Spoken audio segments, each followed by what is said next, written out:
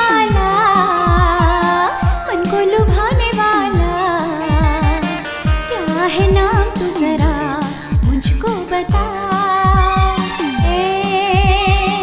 जादू चलाने वाला, मन को लुभाने वाला, क्या है नाम तू जरा मुझको बता।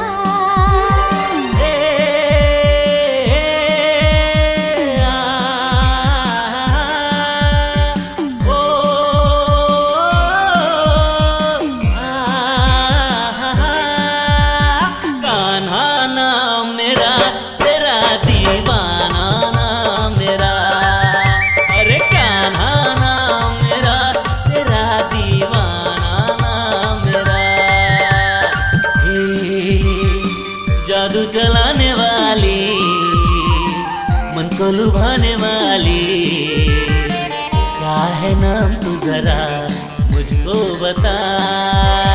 राधा नाम मेरा, कान्हा राधा नाम मेरा, राधा नाम मेरा, कान्हा राधा नाम मेरा।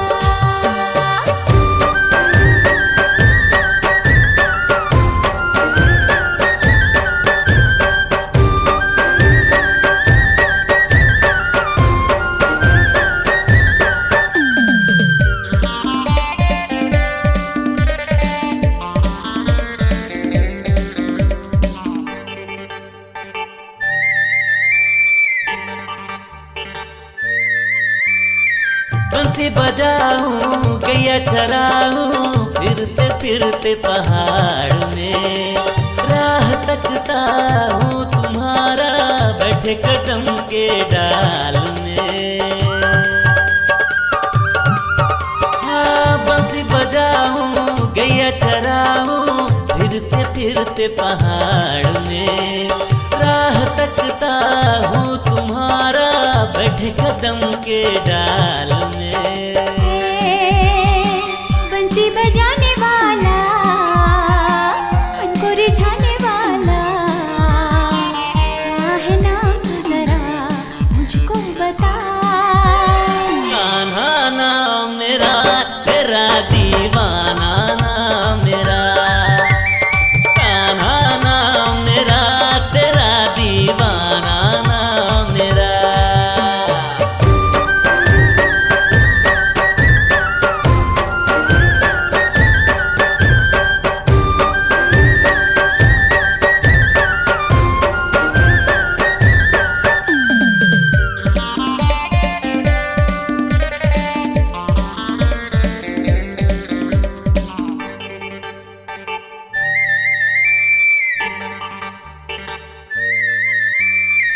एक बसेरा नहीं सभी का, मन में करता वास हूँ, यही तो लीला रास है राधा, कभी तुम्हारे साथ हूँ।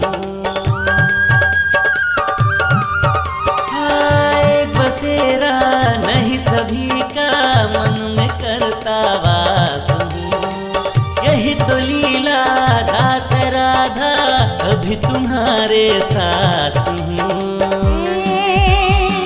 लीला दिखाने वाला, प्रेम सिखाने वाला, क्या है नाम तू जरा मुझको बता।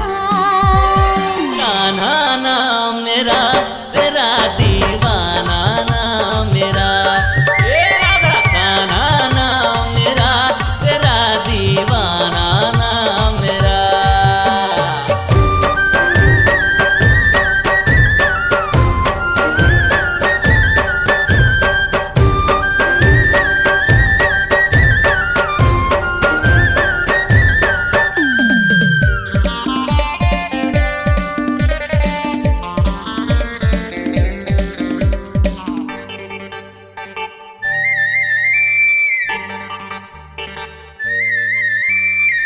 इस धरती में, इस अंबर में, सबको मैं हूँ प्यारा, सबको मेरा है जरूरत, मुझको तेरा सहारा।